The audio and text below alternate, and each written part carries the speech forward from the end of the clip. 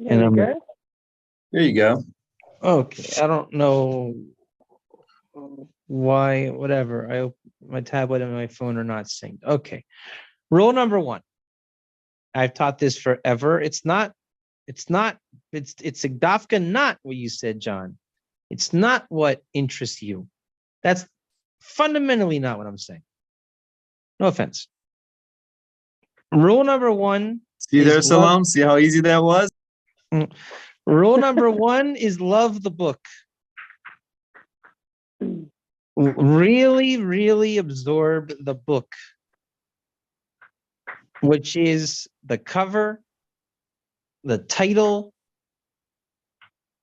every single page in Word until the introduction, particularly the table of contents and all of the topics, okay? This is what you want to do first. You could call it becoming familiar. Because let's go back and look at the article, okay? Mm-hmm. And I'm not going to insult intelligence or anything like that. I'm going to ask unloaded questions. Okay. Do you know, and I'm starting at the very top, do you know what bariatric surgery is? No idea. No idea. None.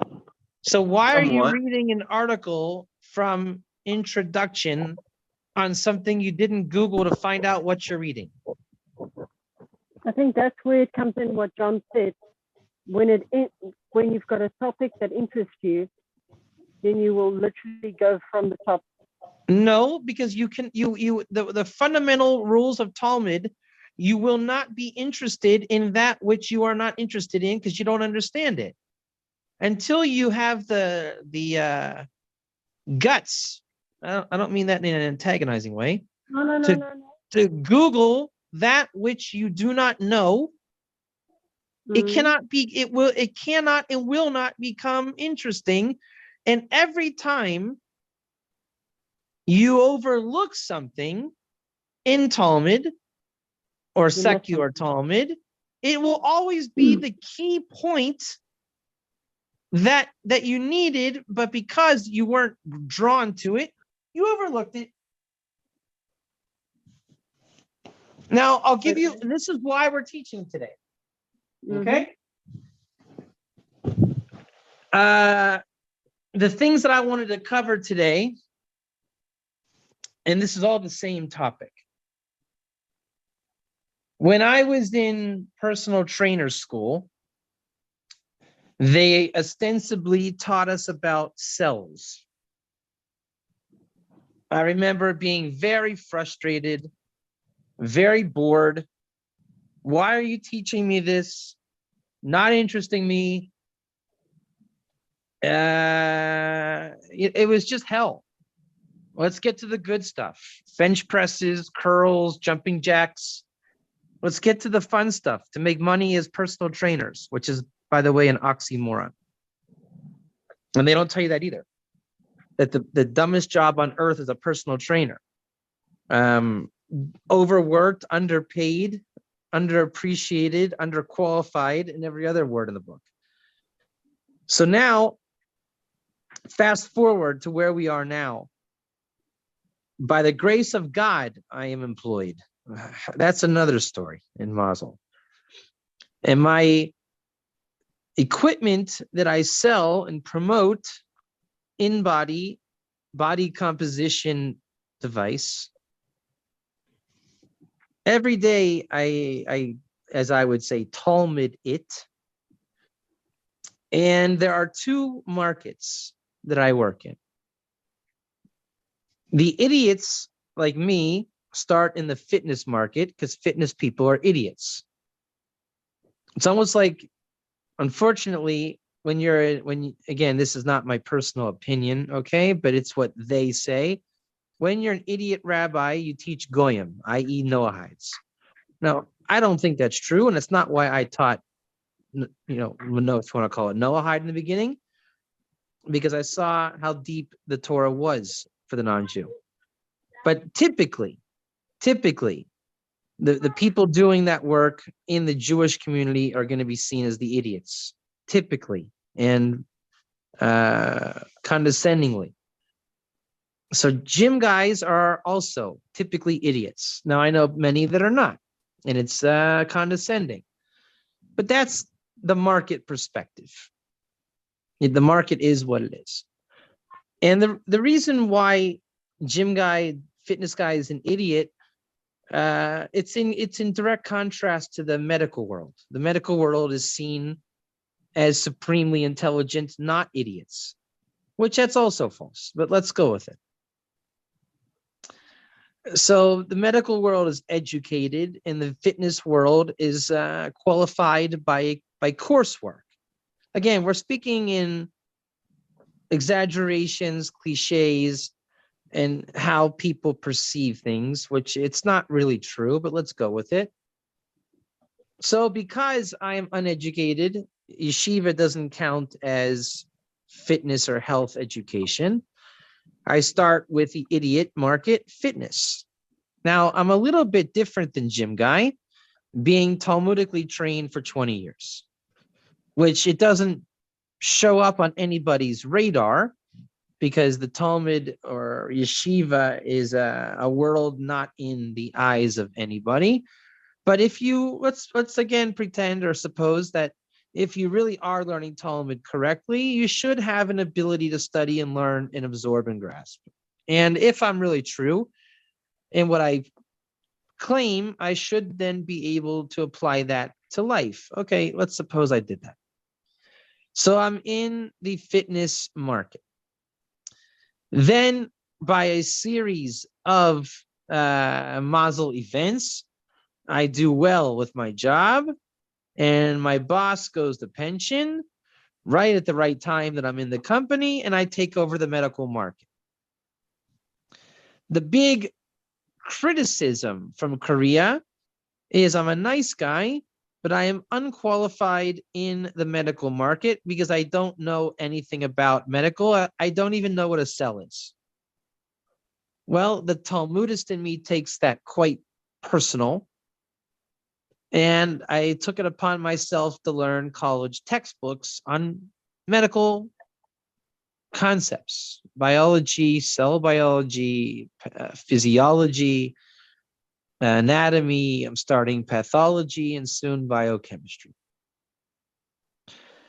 And I taught, yeah. Question, is this for knowledge? Is this to be able to teach? Is this to be able to communicate? I think you know me that it's all of those. And I would say what you said earlier would sound like what I'm about to say, but it's a little different. First of all, I start off by loving the book, which is absorbing the cover, the title, table of contents, really getting familiar with where I'm going to be going. Okay, that's rule number one. Figuring out again, okay, where are we? What are we doing? Where are we going? What is this about? What's the flow? What's the structure? Inevitably, the first page, when you learn a textbook, it's going to introduce new definitions in a very covert way. And the definitions are going to be applied to things that seem basic that everybody knows. But if you locate the intelligence in the text, you will realize they are telling you what is called a chiddush, in a novel insight. And if you have the guts to ask, what does that mean? You will be laughed at and scorned. For example, if we're in yeshiva proper, learning about the convert, and I have the chutzpah to say, what is convert in Hebrew? And the teacher gets mad and says, David, you're an idiot. It's ger. And then you're an even bigger chutzpah person, and you say, isn't ger a stranger? Well, what do you think the reaction would be if you had the guts to say that in a Jewish yeshiva? You'd be laughed at. Okay. But you're coming on to something very, very deep and profound that people just shut down and go with what we call Torah be the classic misunderstanding, I would say. So in my medical stuff, what I find interesting and not interesting is actually Inyan and not Inyan. My Inyan is medical equipment for human beings. I really don't at this time have any interest or use of learning about the brain of an elephant. I understand it's a biological fact. Elephants are very intelligent. I understand they're a very important animal or mammal, but it doesn't help me sell my equipment. It doesn't help me at this moment serve God. It doesn't help me understand life better. Maybe down the road, I will need to understand the anatomy of an elephant. At this time, I don't see any Inyan. So I skip the parts that are irrelevant that discuss chimpanzee and elephant brains and DNA. I understand DNA of a chimp is very interesting. It has an anomaly in the chromosomes, something like that. It doesn't help me talk to doctors. It doesn't interest me. But if I have no reason to say it's not part of my work and I don't know it, I can't go by interest. I have to explore. For example, if we're learning about the human cell and about the nature of the membrane, how it's composed of proteins, and I know I've already lost you, okay? I've lost you because you don't want me now teaching you about the proteins of the cell membrane. Does that sound about right to you? Does that sound right? Yes. Okay, well, I don't like it either. But you don't like it because you don't even know what a protein is. And then you sound like a complete moron because they'll say, "Oh, are you serious? You don't even know what a protein is?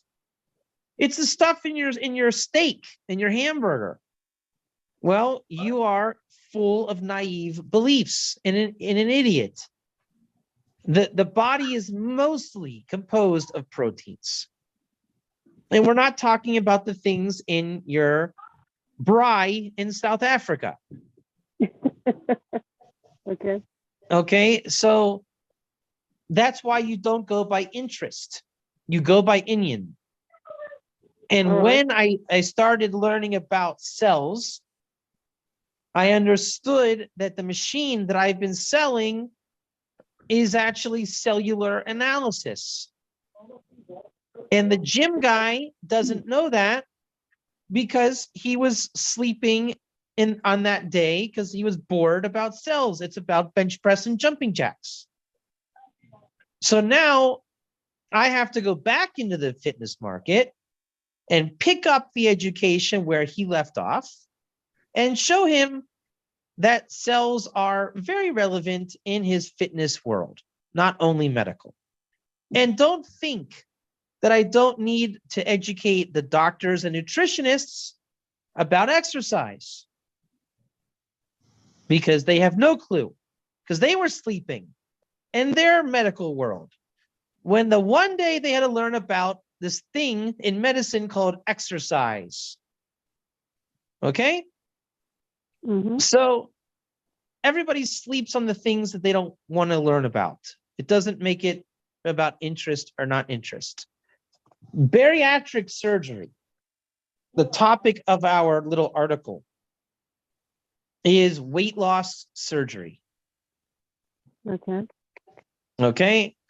Now, when I was morbidly obese in the picture that I sent over today, You got that. I was a prime candidate for bariatric surgery.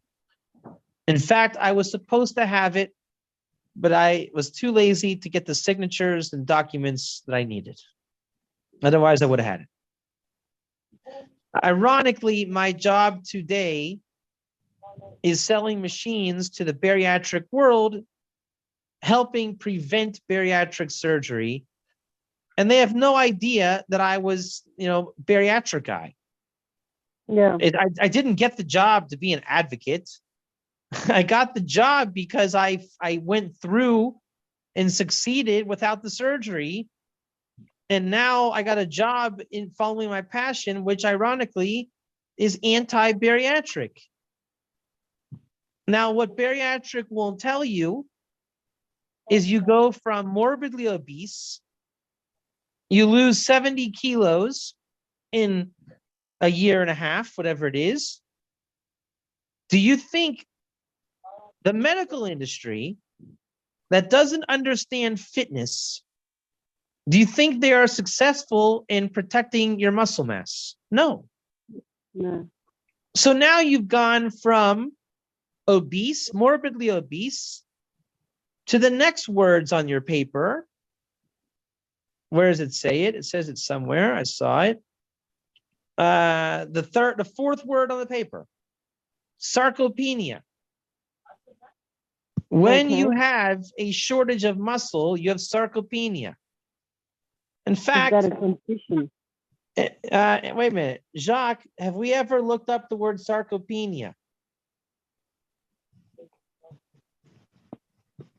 Well, I think we did, yes. No, in the etymology. Yeah, we did. I don't remember looking up the word sarcopenia. Can you look it up? Because I'm not, for some reason, my phone isn't getting reception in the bedroom. I don't know why. Can you look up sarcopenia? I'll try. In the meantime, the person went from morbidly obese to sarcopenia obesity. So you had the surgery. You'll never eat normally again. You'll have complications, and you're still obese. And they don't tell you that. This is called oral Torah, secular oral Torah. When you go on Google, you will not find what I just told you anywhere. Just like when they say, David Katz, Rabbi Katz is wrong. Every Jew knows that Ger is convert, right? Don't we say that all the time? And no one says what I say. Have you ever seen anywhere on Google that says what I say? And they use that as a proof that I'm an idiot or psychopathic or both. But now that I work in the real world where there are real consequences, I am telling you, you will never, ever find bariatric surgery in a pale light about sarcopenia obesity. And it's very true. And I go into health clinics openly bashing bariatric, telling them they're creating sarcopenia obesity. And all they can say is, you're right. But before I insult them, I then say, hey, did it ever occur to you of getting the trainers involved on the same page and helping eradicate now the new problem of sarcopenia obesity? Because sarcopenia's primary treatment is exercise, specifically resistance training or strength training. Exactly, which now the bariatric patient is averse to because they have such little muscle mass, they don't even want to use their muscles. So now they're gonna suffer from body dysmorphia. You butchered them, destroyed their muscles, and you expect a healthy turnaround. Now, all of these concepts are in the first words of the article. Now tell me, you already did tell me that you skipped everything I just said, correct? Correct. Are you somewhat interested in what I just told you? Now I am. Now you are, but you were willing to skip it because, as John said, it just wasn't interesting, John. Yes. I beg to differ. It still doesn't interest me. Well, I think it's interesting, the concept, right? It's certainly not worth skipping over, especially if we're confronted with an article. These are all key points in the article. In the Talmud, there is nothing interesting. Nothing. Because what you think the Talmud is talking about, the Talmud is always going to go according to the Inyan. And until you know the Inyan, it will not be interesting. And if you don't get with the Inyan, you'll be bored right away and you'll want to go somewhere else. I guess so. How do you go about to get the correct Inyan for the Talmud then? You have to put your interests on the side and delve in, looking things up, researching. You don't get to the point of the book, so to speak, until you've done the proper preparation, which the preparation must be loving the book, getting familiar with all the background before you get in. You just can't jump in. There's too much information in oral Torah, from the margins, footnotes, things before the introduction that are all crucial. Crucial. That's Talmud. Talmud's not a book. It's information, which is totally different. So that article that I sent you, you don't read a research article. It's not literature. The Talmud is not literature. It's data, if it's anything. And you don't read data. You learn and interpret and manipulate data. And I mean manipulate in a good way. Yeah, no.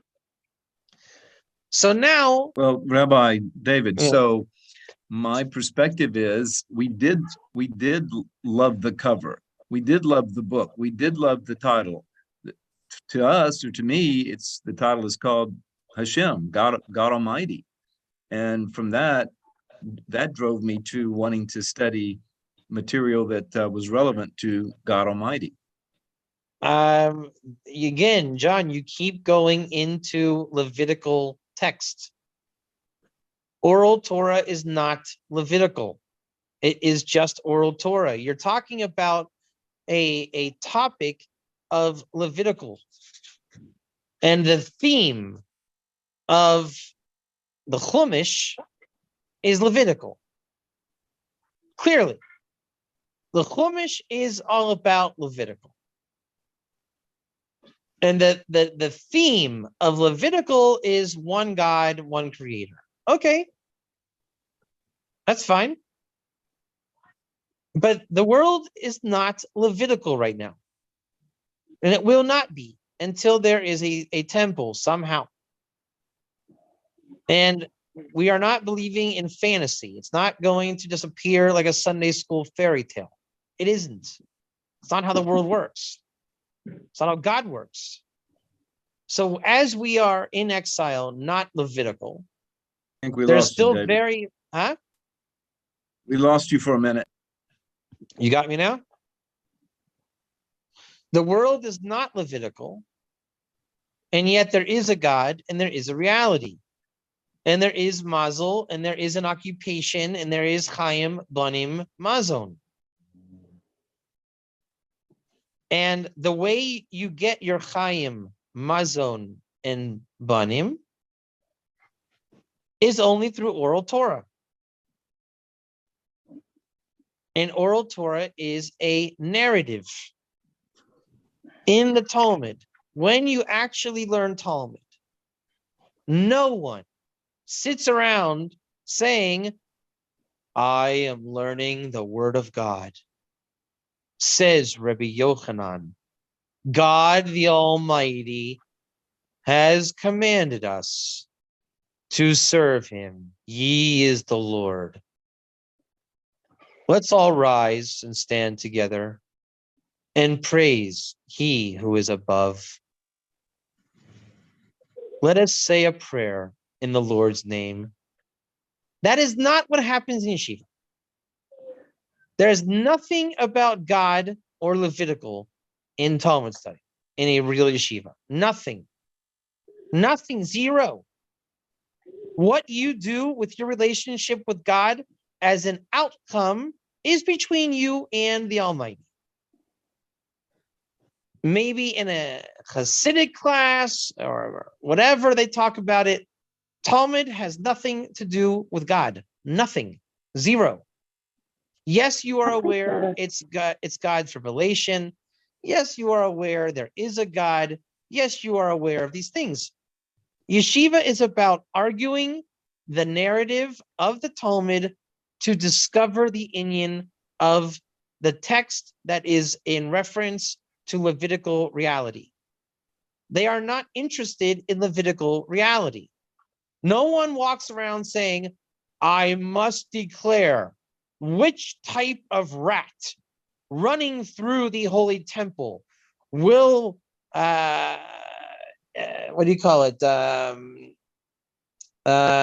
manifest a third level of impurity in the halls of the temple where the Shekhinah dwells.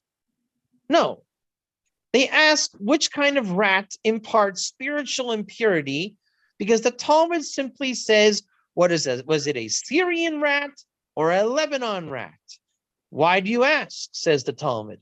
Because Syrian rats were evolved out of a later species. So it must be the Lebanese rat. Ah, but did Solomon actually see a Lebanese rat? We see in a Mishnah that there was a Syrian rat in the time of Elijah. Ah, but Elijah was after Solomon. Yes, but if Elijah was Pinchas, he would have been alive even in the days of Moses. Would you then say that Moses saw a Syrian rat? Ah, was Moses even in Syria? We find a Mishnah that Moses was in Syria at the time of the journeys through the desert. How would that be if Moses was with the children of Israel? There's a Midrash. It says Moses went to tend to the shepherd of Syria. A random verse in the Tanakh. That's the Talmud. Did you hear anything in that? I just made that up. But that's how it goes. Was there anything there about God or worship or Levitical? No. Nothing.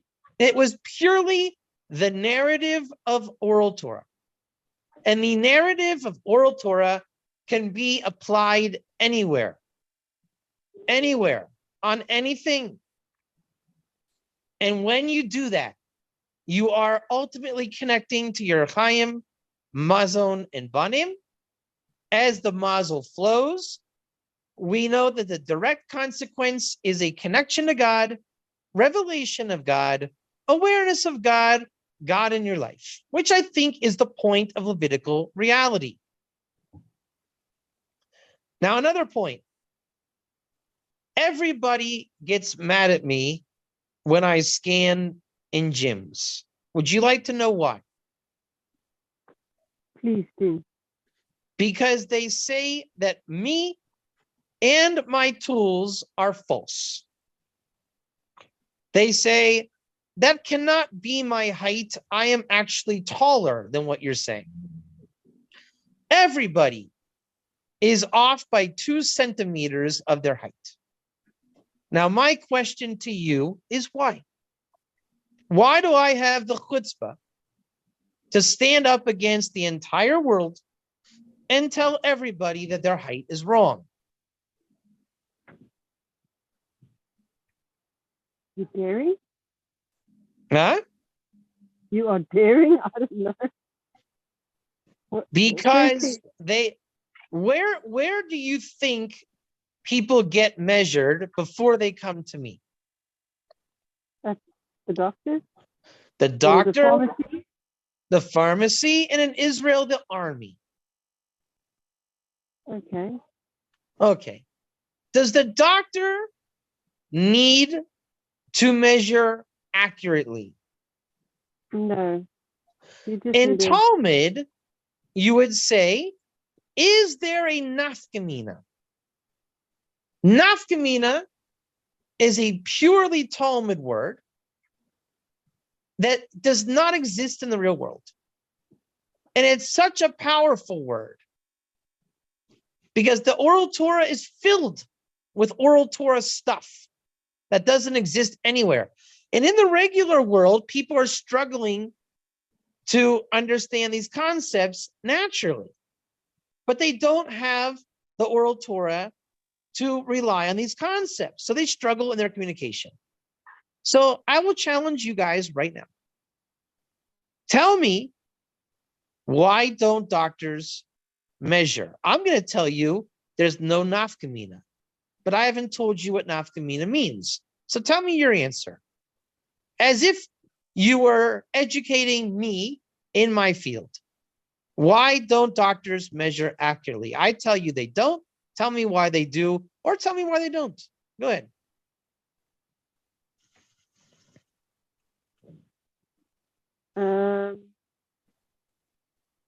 If I'm going to take a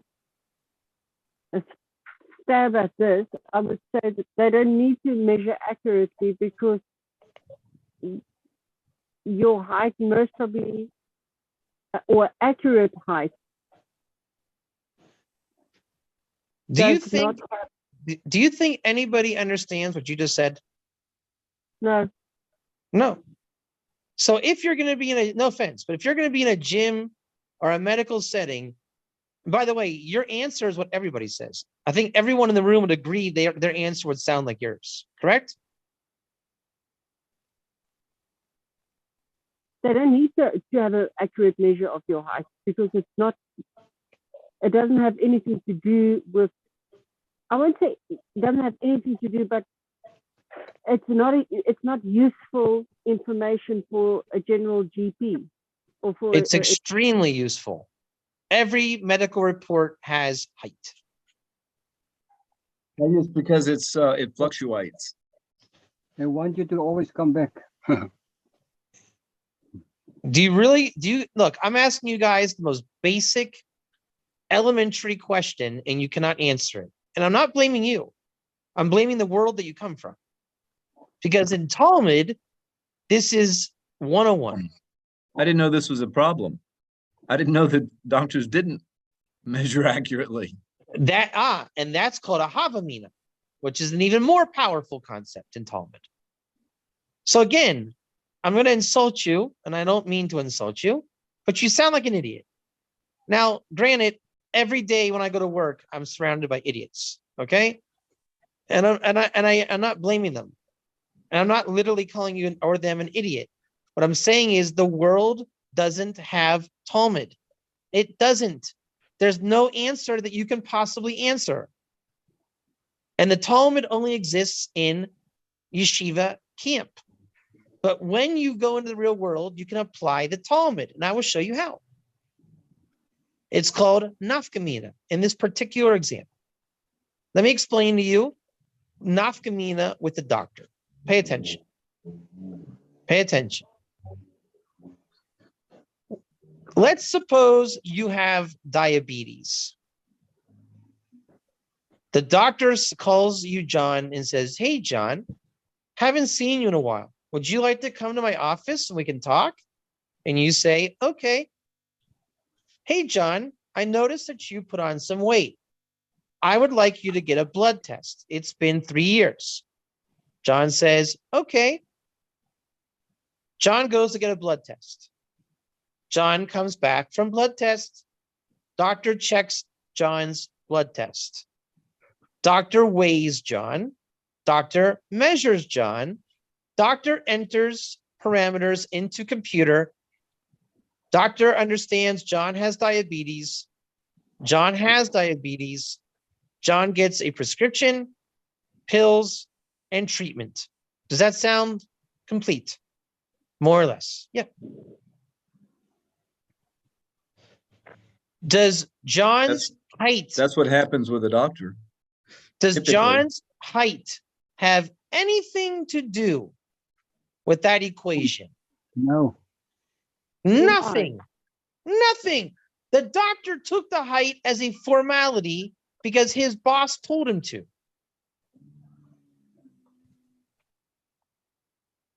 Yeah? Then my answer makes sense. One second. In Talmud, you would say there is no nafkamina for the doctor. But 1 second, we're not going to put that in yet. I, David Katz, set up an in-body machine at your gym with a stadiometer, the machine device that measures height. Now, I have the highest level height checker in the market. The doctor has the cheapest, crappiest version that you just hang on a wall. He invested $30. I invested $300. Then you come to me on my $300 height checker, and I measure absolutely accurate. I got the machine, the technique, and I must take your measurement right. On my world, my machine will give you totally different body composition if you are off by even 1 centimeter. Now, and only now, do you have the right to ask the question, David, why is my height wrong? Only after we did love the book, which, by the way, this little discourse of getting familiar is what is the same as love the book. Now you can say, David, you're wrong. And I say, why am I wrong? And you say, I'm actually 5'7". And I say, you're actually 5'5". And you say, no, I'm not. And I say, yes, you are. And you say, my doctor measured me. And I say, your doctor has no nafkamina. Why does your doctor need to measure you accurately?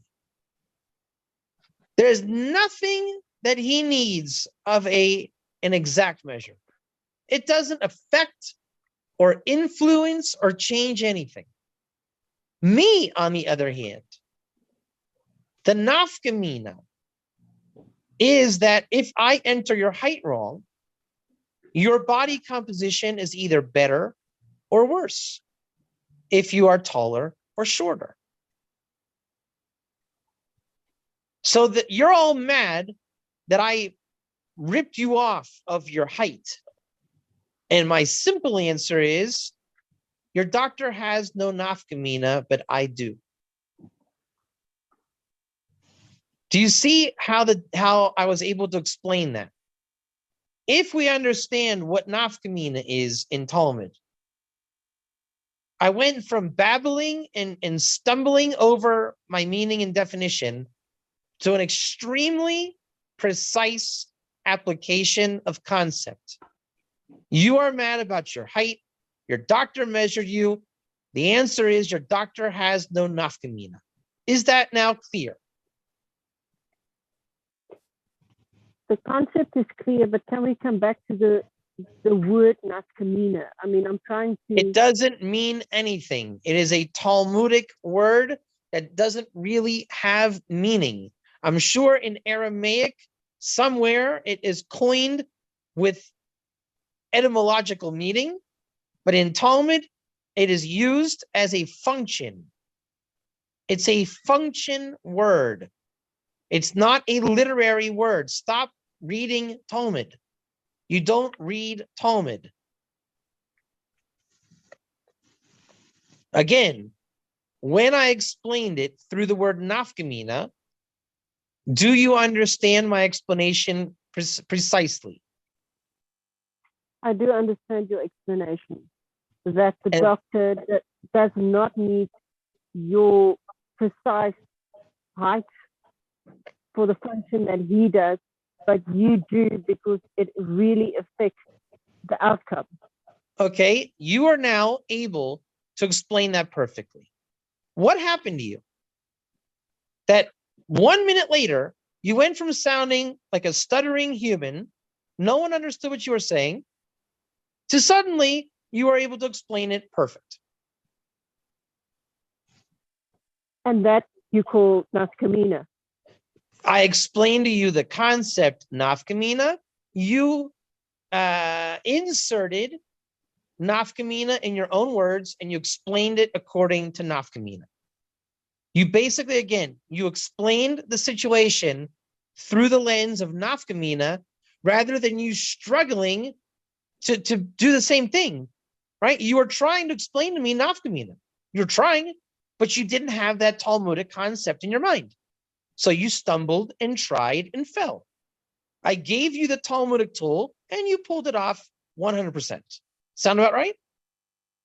Yes. Okay. Every situation in life has a Talmudic principle. When you identify and plug in the principle, you become very, very sharp and precise. Got it. So, on the question I asked you right in the beginning, or not the question, more rather the statement that I make to say that I'm reading Talmud. Talmud is not reading material, it's concepts that you need to grasp. Exactly. And only from experience we get the concepts. Now, you'll say, how do we get that? And the answer is you don't. But yet, you are in this class with me, and I am teaching it. So kind of you do. Because how you look at it. Okay. Ask yourself a better question. Why is nobody else here?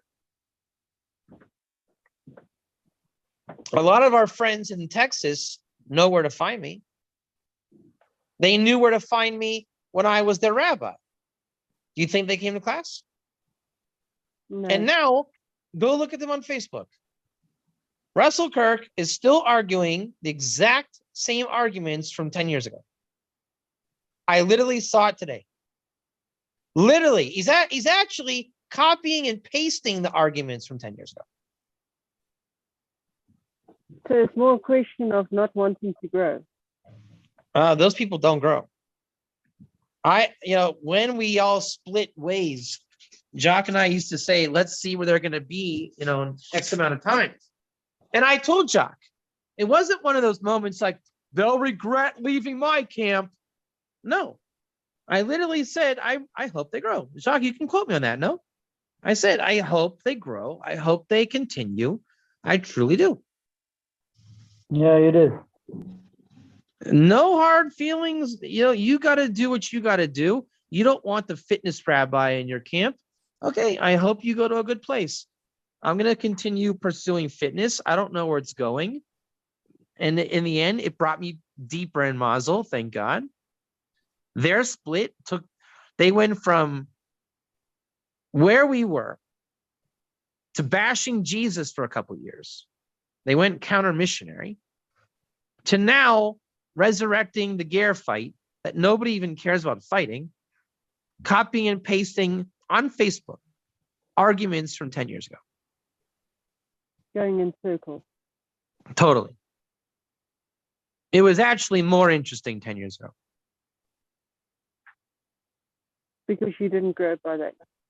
But Well, now I mean, it was first time I heard it 10 years ago. Now I'm realizing Russell just working in cycles.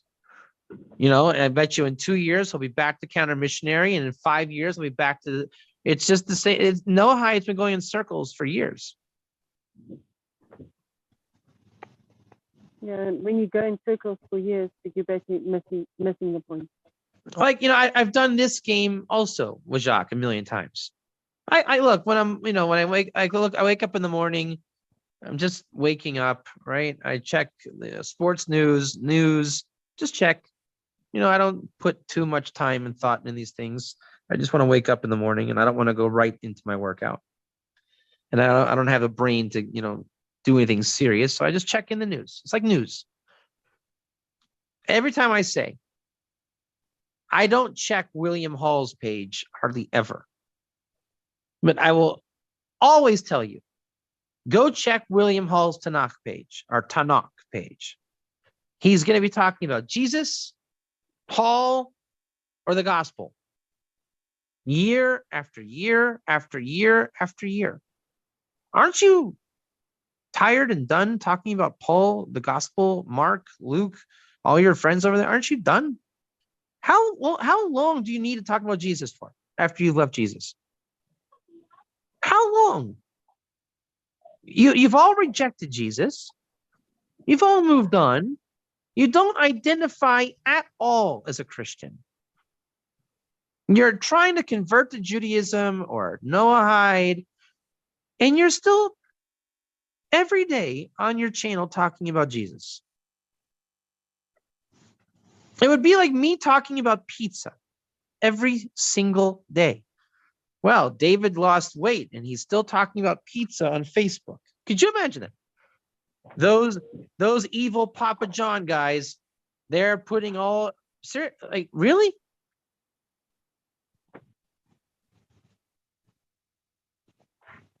I'm getting what So- you're saying. I'm So actually getting what you're saying. My word. What a so the answer is if they're over there doing that, and you complain there's nowhere to get oral Torah. Remember, there's more to life than oral Torah. You could pursue pizza if you want. You could pursue Kabbalah if you want. You can go after whatever you want. If oral Torah is the thing that you want, I know there's one guy, at least one guy on earth with an open room teaching it. Come. I promise we won't kick you out. Unless your name is Justin. Then we'll kick you out. All right. Any thoughts, comments, or feedback before I sign off and pass out? Yeah, I found the etymology of Sarcopenia. What is it, Jack? Because my phone isn't working. ancient Greek is sark, S-A-R-X, it's flesh. Yeah. Penia, which means poverty or want. So what does it mean? Gradual age-related loss of skeletal muscle. That's what Salome also said. But I just found it interesting. It's sark is flesh, penia is want or poverty, so it means Ah, flesh that's going weak. okay, yeah. Okay. Flesh. Yeah, okay. Poverty of the That's flesh. Okay, I get it. Sarcopenia. Yeah. Okay, makes sense. But medical terms are usually very, very literal in their mother tongue, Yeah. which is why you always Google medical terms. Always. In fact, I told Jacques, Any terms. I looked up chromosome because I'm mad that I don't know what they want for my life. There's these things called chromosomes. Well, I don't get it. There's DNA, there's genes, and there's chromosomes. What's the difference? Turns out chromosome is only called chromosome because it is in reference to the dyeing that scientists use to locate in a microscope, so to speak, whatever tools they use, the DNA that is bound up. There's no such thing as a chromosome in terms of like a totally separate thing outside of DNA, et cetera, et cetera. If it's a manipulation by the body of the DNA into a shape. And there's 23 pairs, but it's called chromosome because of its dyeing characteristic. That's why you always look up medical terms. It's not what you think. Not dyeing such as dyeing, but color dyeing. Color dyeing. Yeah, you must Thank you make for clearing that up. Any The blue comments light. before we sign off? I just want to say thank you, Rebecca. This was a very informative session. Thank you.